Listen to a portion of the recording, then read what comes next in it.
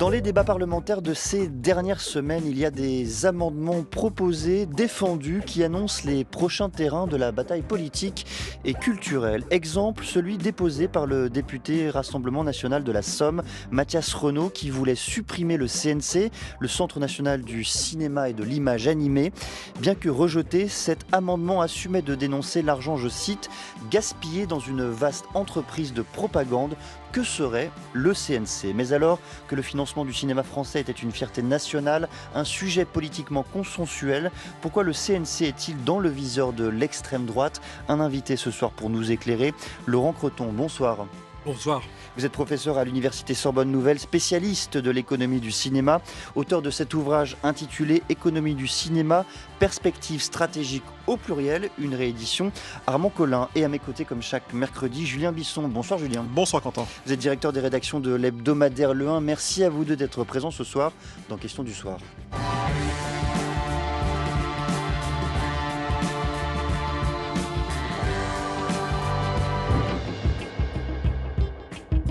Est-ce que c'est une tradition, Laurent Creton, de s'attaquer au CNC d'une manière budgétaire, idéologique? Est-ce que c'est une tradition qui appartient à l'extrême droite ou bien il y a dans le champ politique une volonté plus profonde d'attaquer ce monument du cinéma français? D'abord, ce n'est pas une tradition.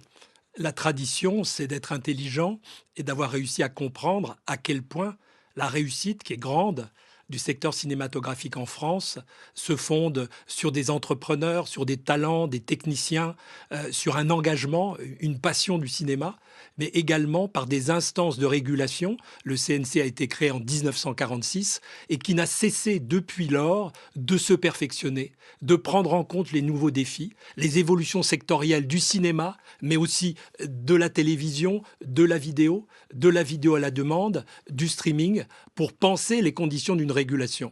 Donc, ce qui est la tradition est de très longue date. Quelles que soient les options politiques, c'est de considérer que c'est très pertinent. Bon, mais si je vous posais la question, Laurent Creton, c'est parce que vous nous disiez avant d'entamer cette discussion que le RN n'était pas seul dans les attaques qui étaient adressées au CNC, que d'autres partis politiques français avaient eu, non pas cette tradition, mais du moins cette volonté d'affichage depuis plusieurs années. Je ne crois pas que cela puisse venir de partis ou bien de partis qui n'auraient pas pris le temps de réfléchir. Quelques individus, par commodité, par paresse, par opportunisme, peuvent utiliser ce thème qui est commode parce que finalement, le cinéma, tout le monde le connaît, tout le monde y est allé, tout le monde a une opinion et se pense fondé à être capable d'en comprendre les ressorts profonds. Si bien que, de temps à autre, des énoncés opportunistes apparaissent dans les médias, donne lieu à quelques débats et tout cela disparaît ensuite. Si tout le monde va au cinéma, le financement du cinéma, lui, en revanche, est plus opaque pour le citoyen lambda. Julien Bisson. Oui, en relisant cet amendement proposé par ce député Rassemblement national, il explique ceci, je le cite, le rendement prévisionnel des taxes qui lui sont affectées au CNC s'élève à 846 557 000 euros dans le projet de loi de finances 2026 et viennent automatiquement financer des projets souvent idéologiquement orientés et uniformes pour une rentabilité nulle. Alors on va parler ensuite du versant idéologique, mais déjà du versant des taxes, ces fameuses taxes qui lui sont affectées. C'est quoi ces taxes dont on parle? C'est de l'impôt, c'est de l'argent public? Pas du tout. Dire l'argent des Français, c'est laisser entendre, n'est-ce pas, que les contributions en termes d'impôts serviraient à cela, alors que précisément le modèle qui a été créé dans les années 40 est un modèle de régulation qui repose sur une idée simple. Prélever sur le ticket de cinéma une faible proportion, 10%, qui va aider à financer les prochains films. Et au-delà, il faut le comprendre, la réussite de cette politique, ce n'est pas simplement d'investir dans la production, mais également dans les industries techniques, également dans la distribution. Et surtout, et je voudrais y insister, dans les salles de cinéma, de pouvoir disposer d'un parc de salles diversifié, pertinent, de proximité, qui joue un rôle clé dans la réussite et dans l'indice de fréquentation dont la France bénéficie, qui est le plus élevé du monde actuellement. Donc concrètement, aujourd'hui, le CNC est financé essentiellement par ces taxes sur les tickets de cinéma, ou est-ce qu'il y a d'autres C'était formes de l'origine et l'intelligence du dispositif, c'est de dire que ça peut être appliqué à tout acteur économique qui va utiliser le cinéma et l'audiovisuel pour dégager de l'activité, du chiffre d'affaires, et en l'amenant à comprendre qu'il serait pertinent d'avoir une sorte d'arrangement, de négociation. Alors ça s'est fait avec la télévision dans les années 80 dans un antagonisme premier qui a été dépassé au profit d'une logique de coopération et de négociation. Les chaînes de télévision sont devenues les principaux financiers du cinéma français et au-delà européen, en contrepartie d'obligations, d'engagements en matière d'investissement dans les films que je viens de citer. Mais ça a été vrai ensuite avec la vidéo, et maintenant avec la vidéo à la demande par abonnement, c'est-à-dire les sociétés de streaming, Disney+, Netflix, Amazon, Paramount. Et c'est très intéressant de voir que, alors que ces géants transnationaux pouvaient imposer un rapport de force qui semblait insupportable, la négociation s'est faite parce que ces grandes sociétés ont compris qu'il était de leur intérêt, pour être présents sur ce très beau marché, de jouer le jeu, qui est un jeu en fait intelligent en ce sens qu'il vise à valoriser le film de cinéma, bien sûr lors de sa sortie en salle, qui est indispensable, crucial pour créer la valeur symbolique, qui ensuite donnera de la valeur économique sur tous les autres marchés. Donc d'un mot très court, Laurent Creton, l'argent du CNC, ce n'est pas l'argent des Français ? C'est, par exemple, Netflix apporter de l'argent et les streamers y apportent de plus en plus. Ce n'est pas l'argent des Français. Je voudrais vous faire entendre la voix de Sébastien Chenu, député du Nord, vice-président du Rassemblement national. Il était ce matin l'invité de la grande matinale de France Inter. La rencontre entre un film et son public est forcément un critère de financement. Forcément. Je n'ai pas dit que c'était le seul. Moraliser les aides financières du CNC. C'était ça notre volonté. Je vous donne un exemple d'un amendement très précis.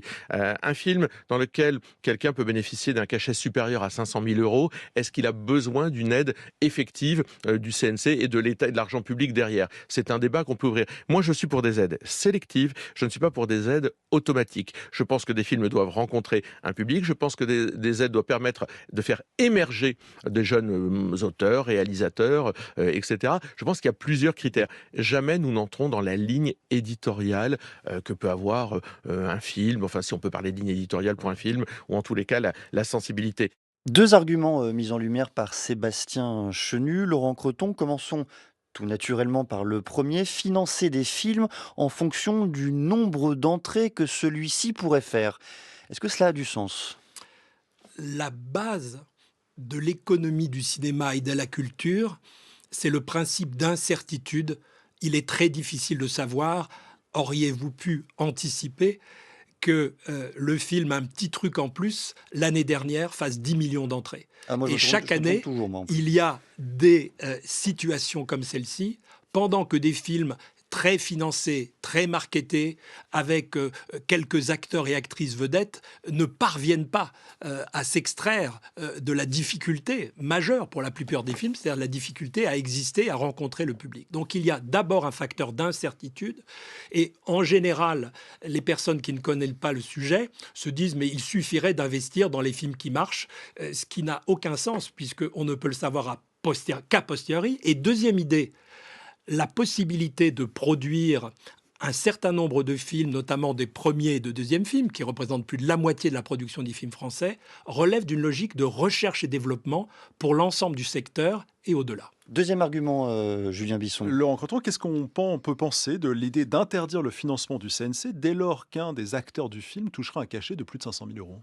Alors d'abord, ça entretient l'argument qu'on avait déjà entendu par le passé, d'une représentation du cinéma peuplée de personnes très fortunées, abusant du système, ayant des revenus indécents. Cette réalité, elle est infinitésimale. Peut-être qu'un petit nombre de personnes peuvent bénéficier de cela, mais ça produit une représentation tout à fait faussée d'un secteur d'activité où beaucoup de personnes sont engagées fortement dans leur métier, ont de niveaux de rémunération relativement modestes et ont à faire face à la précarité. Donc je trouve que c'est malvenu. Et ensuite, la question de la régulation par les normes. Il est, par exemple, si on veut faire appel à telle actrice ou acteur vedette international, ça peut être une logique de prix de marché. Alors après, on peut discuter ce prix de marché ou bien de se dire, après tout, on pourrait faire appel à d'autres actrices et à d'autres acteurs. On peut distinguer, Laurent Creton, le prix de marché, c'est-à-dire la nécessité, entre guillemets, de payer une actrice, un acteur 500 000 euros ou plus, et faire appel ou non avec cet argent à l'argent, entre guillemets, du CNC. Est-ce qu'on peut distinguer les deux, même si la proportion des films concernés, vous l'avez dit, est infinitésimale? Disons qu'il y a deux optiques qui pourraient être retenues. La première, c'est de réguler, mais à ce moment-là, il faut rentrer dans le détail des rémunérations de bien d'autres personnes. Et c'est déjà le cas, puisqu'il y a des grilles de rémunération à la journée qui portent sur tous les techniciens, acteurs, etc.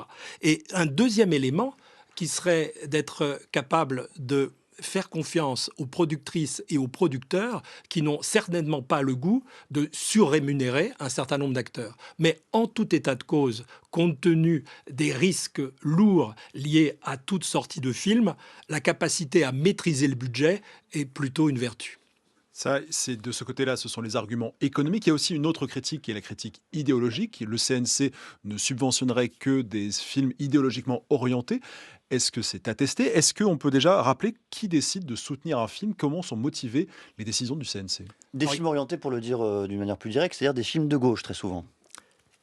Il y a des aides automatiques qui résultent de l'activité pendant une année d'un producteur, d'un distributeur, d'un exploitant, et qu'il pourra retrouver l'année suivante. C'est une sorte d'épargne et d'engagement et de soutien à l'investissement futur et à la modernisation. Et puis, des aides sélectives en fonction de la qualité de la politique et de l'identification d'éléments que l'on peut pousser.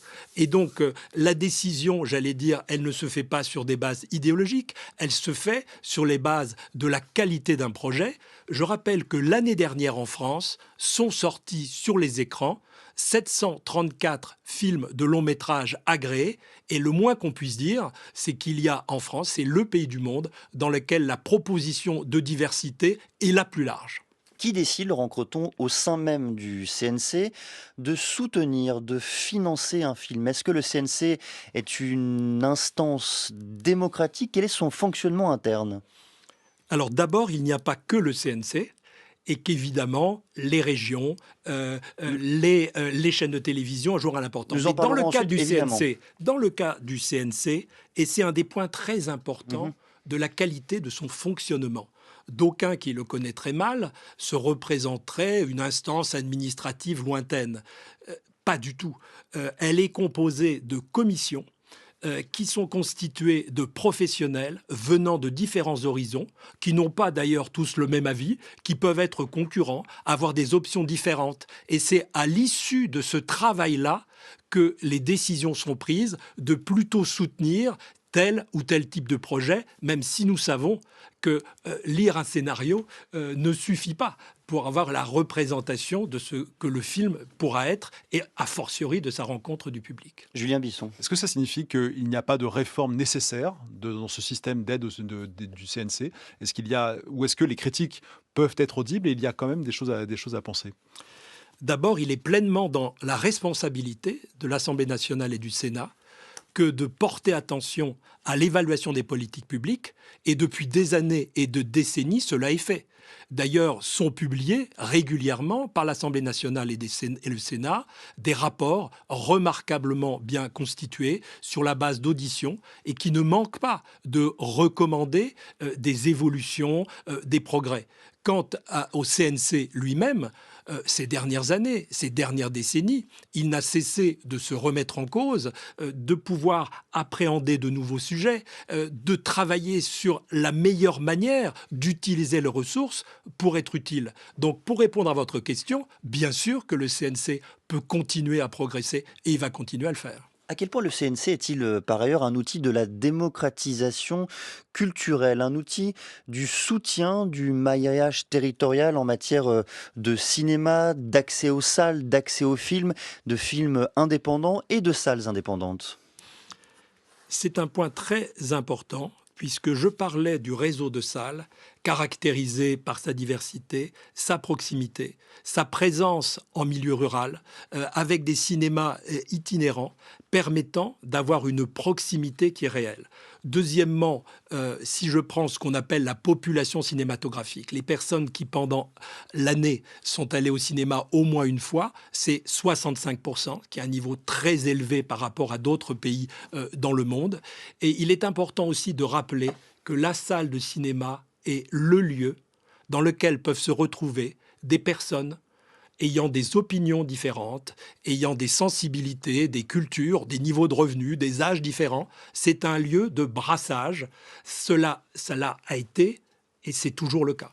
Et je pense que c'est très utile par rapport aux questions démocratiques que nous nous posons. Julien Bisson. Est-ce que le CNC est aussi un outil de souveraineté culturelle dont la disparition ferait pâtir l'image de la France ?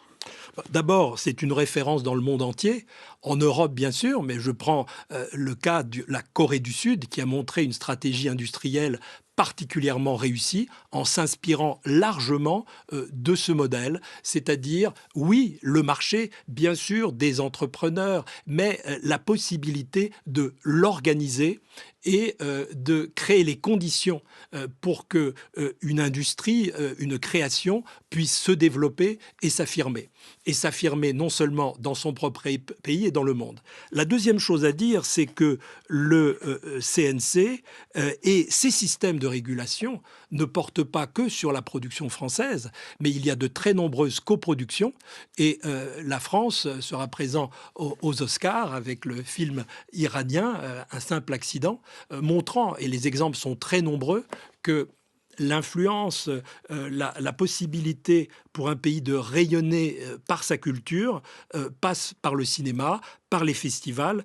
Et dans ce domaine, les résultats sont remarquables. Je voudrais que l'on mentionne, Laurent Creton, la façon dont le paysage qui permet d'accompagner, de financer le cinéma français se transforme en profondeur à travers 3 acteurs, les régions pour commencer, les chaînes ensuite, les plateformes enfin. Les régions, vous les avez mentionnées. À quel point sont-elles des actrices absolument indispensables aujourd'hui du financement du cinéma français ? D'abord parce que les régions, mais aussi les départements, mais aussi les municipalités, en créant un festival, en le développant, ont parfaitement compris à quel point le cinéma a de grandes vertus. C'est-à-dire à la fois une dimension artistique exigeante, à la fois permettant de fédérer largement, de donner une visibilité.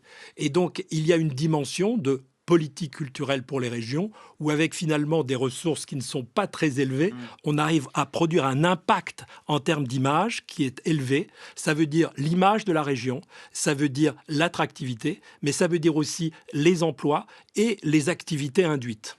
Donc les régions ont tout à fait intérêt, et elles l'ont bien compris, et cela permet, disons, d'accroître encore l'attractivité des régions et de la France dans son ensemble pour les tournages. Les chaînes maintenant, c'est là que se situe le bouleversement le plus profond et le bouleversement le plus politique également. Oui, avec la chaîne qui a longtemps été le premier banquier du cinéma. En avril dernier, Canal+ a confirmé qu'elle resterait le premier banquier du cinéma avec 480 millions d'euros au minimum investis jusqu'à la fin 2027, répartis 150 millions d'euros en 2025, 160 en 2026, 170 en 2027. C'est toutefois inférieur à ce qu'elle ait pu faire par le passé, 200 millions par an. Est-ce que là, ça veut dire qu'il y a une forme de désinvestissement des chaînes dans le financement du cinéma français ? Depuis quelques années, je parle des autres chaînes, celles qui vivent de la publicité, ont eu tendance à réduire la programmation des films de cinéma en prime time et de façon générale en raison d'un ratio moins favorable en termes d'audience, de fidélisation. Donc ça veut dire que les chaînes de télévision pourraient être à certains égards moins intéressées qu'elles ne le furent par ces investissements, mais il n'en demeure pas moins, et c'est pour moi l'élément majeur, qu'elles restent des partenaires essentiels du cinéma, qu'elles continuent à y investir largement. Vous avez cité Canal+, mais également les autres chaînes, également France Télévisions, c'est-à-dire c'est tout un ensemble de chaînes, mais les producteurs et productrices de cinéma ont bien compris qu'il était important de diversifier les sources de financement. Bon, mais venons-en tout de même, Laurent Creton, aux évolutions. Canal+ a acquis il y a quelques semaines 34% du réseau UGC. Mi-mai, cette fois-ci, la holding familiale de l'armateur franco-libanais Rodolphe Saadé, patron de CMA-CGM, qui est entré dans le groupe Pathé de Jérôme Sédou. Qu'est-ce que cela pose comme question? Est-ce qu'il y a un risque, j'allais dire, de concentration trop forte dans ce secteur du cinéma? Dès qu'il y a un mouvement de concentration, on a raison d'être vigilant, d'essayer d'en comprendre les logiques. Lorsque l'annonce a été faite de ce rapprochement que Canal+ et UGC, ma première réaction a été de considérer que depuis des années, autour de Gaumont, de Pathé, du GC, c'est-à-dire des majors de l'exploitation cinématographique, des fonds de pension, des investisseurs étrangers tournaient. Et il me semble important pour UGC, mais pour l'ensemble de l'exploitation cinématographique française, d'être attentif à maintenir une structure de capital nationale.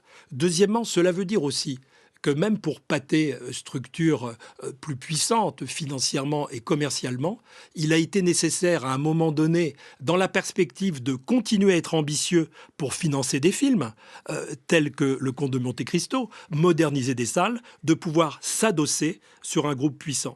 Donc c'est un problème très courant pour ce type de sujet, c'est-à-dire que pour que un secteur d'activité se porte bien, il est important qu'il y ait des petites structures, des sociétés innovantes et qui apportent du renouveau. Mais également des structures plus puissantes qui, par leur réussite, garantissent une pérennité, mais aussi un équilibre global du système. Tout l'enjeu, c'est de créer les conditions de l'équilibre pour que les uns ne l'emporte pas sur les autres. Mais si je puis me permettre, Laurent Creton, Canal+ n'est pas un fonds d'investissement neutre et californien. C'est une chaîne de télévision détenue par Vincent Bolloré, dont on connaît les velléités et les volontés politiques. Ce n'est pas la même chose lorsque ce type d'acteur entre au capital du GC. Dans tous les cas de figure, il faut être vigilant. Il n'en demeure pas Ce moins. n'est pas qu'un sujet économique, je veux dire. Non, bien sûr, cela prend une dimension politique que l'on ne peut ignorer, mais il peut être intéressant de considérer la distinction entre l'influence idéologique sur l'information et ce qui se passe dans le domaine de la création, où les investisseurs n'auraient sans doute pas intérêt à produire des effets sur la ligne éditoriale dans un secteur d'activité caractérisé par la diversité et le pluralisme. Julien Bisson. Derniers grands acteurs de cette économie du cinéma français, ce sont les plateformes, les grandes plateformes américaines. En quoi est-ce que leur arrivée a bouleversé le paysage actuel ? Alors c'est une arrivée d'il y a quelques années avec la multiplication des abonnés à toutes ces plateformes. Il en est des dizaines, mais quelques-unes qui dominent le marché, qui sont principalement nord-américaines et qui jouent un rôle très structurant. Ce que l'on peut dire, c'est que dans un premier temps, les salles de cinéma ont pu s'inquiéter, mais en définitive, la concurrence la plus frontale, c'est entre ces streamers et puis les chaînes de télévision traditionnelles, y compris Canal+, qui doit garantir la pérennité de son modèle économique, ou des sociétés telles que TF1 ou M6 qui ont créé TF1+, et M6+. Cela veut dire que le streaming est une réalité qui s'est installée sur le marché, que les acteurs installés, qui sont puissants, créent les conditions pour ne pas passer à côté de ce marché-là, tout en considérant que la télévision, disons, linéaire, si elle perd, disons, une partie de son audience, continue à être majoritaire dans la pratique télévisuelle. Si j'en reviens, Laurent Creton, en quelques mots au CNC et aux attaques qu'il subit présentement, est-ce que vous êtes, j'allais dire, surpris de la temporalité politique de ce moment où ces attaques viennent tenter de frapper le CNC ? Je l'interprète surtout par rapport au contexte politique très singulier que nous vivons, où à l'Assemblée nationale se multiplient les courses à l'échalote, des propositions, disons, opportunistes et non réfléchies, et la faiblesse des arguments présentés montre bien à quel point, pour moi, c'est surtout une opération de communication, puisque cet amendement a été retiré et qu'évidemment, chacun pouvait comprendre qu'il le serait.